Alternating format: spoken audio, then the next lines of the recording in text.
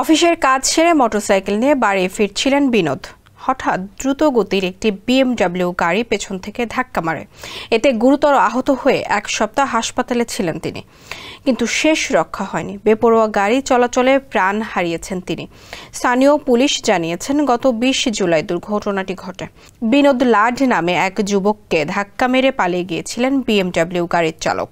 দুর্ঘটনার পর এক সপ্তাহ হাসপাতালে চিকিৎসার পর গত 27 জুলাই মৃত্যু হয় এই যুবকের। ঘটনাটি ভারতের মুম্বাইয়ের ওরলি সড়কে। এই ঘটনায় গাড়ি চালক পালিয়ে গেলেও পরবর্তীতে তাকে গ্রেপ্তার করা হয়েছে।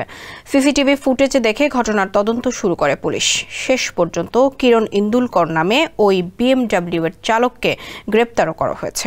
ওয়ালটন ফ্যানের অ্যারোডাইনামিক ব্লেড ঘরের কোনায় কোনায় ঠান্ডা বাতাস ছড়িয়ে হাওয়া বদলে নেয়। জুলাই মাসে এ নিয়ে তৃতীয়বার গাড়ি চাপা দিয়ে পালানোর অভিযোগ উঠে এলো মুম্বাই শহর থেকে। প্রথম ঘটনাটি ঘটেছিল 7 জুলাই। ওরলিতে একটি BMW এর ধাক্কায় মৃত্যু হয়েছিল এক নারীর। দ্বিতীয় ঘটনাটি প্রকাশ্যে এসেছিল 22 জুলাই। দ্রুতগতির একটি অডি ধাক্কা মেরেছিল দুটি অটোকে।